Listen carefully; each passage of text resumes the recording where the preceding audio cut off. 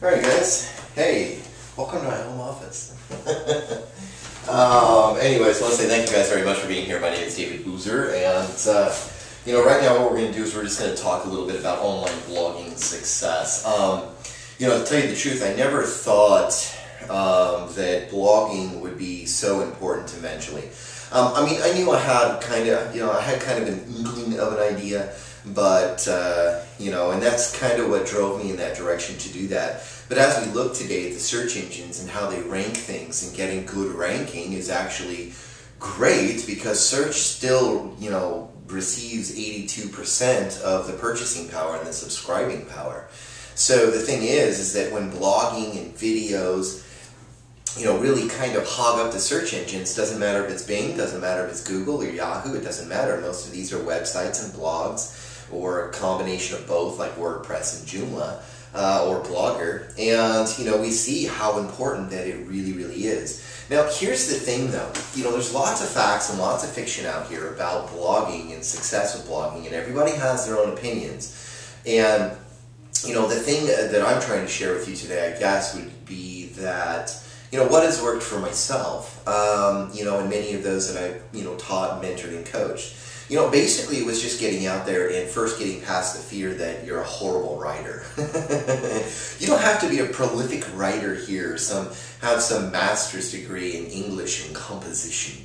You don't have to be. As a matter of fact, I find that if I write like I talk, which is, kind of hokey anyways, it actually works out a lot better. It really, really does, because I think the other thing that is important is that you know your subject, that you know what you're talking about. I know there's a lot of things out there for curating content and everything else, but content curation can get traffic, but I don't think it really converts as well as yourself. I really don't. I've done both ways, and I found that my traffic, for the most part, that comes through my websites really converts on my own articles or posts that I've created within my blog. Another thing is that adding some multimedia to this, capturing the attention with images and video. Video keeps people on my site. My time on site is over 8 minutes now per individual. The number of individuals that go on to a second page or more is about 40%. That's pretty high. For an average Joe guy out here. And so these are just some of the things that have worked, for me, and have worked for other people that I've taught and trained. And, in reality, you don't have to be the best writer in the world. You just have to learn how to use blogging and use it to its fullest, to the fullest you can possibly use it, through images and videos, anchor text links and linking, period. I try not to link out on my sites too often, a little bit here and there, but not too often, because it takes away that authority of who I am and what my subject base. I also know my opportunities, I know my programs, I know my services, so it's easier. I know my industry, so it's easier for me to sit there and write like I talk and just get my point across.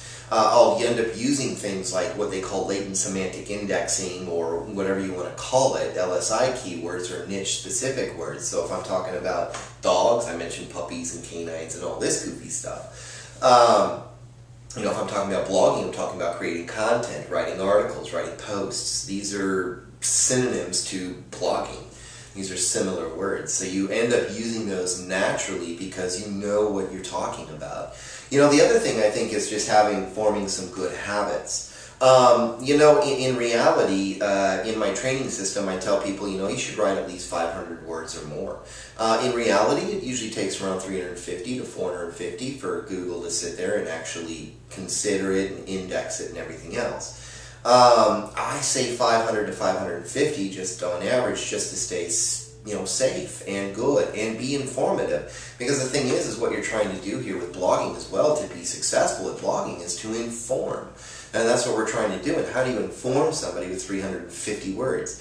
You don't really inform people too well with 350 words. 550, 700, now that's some good information right there.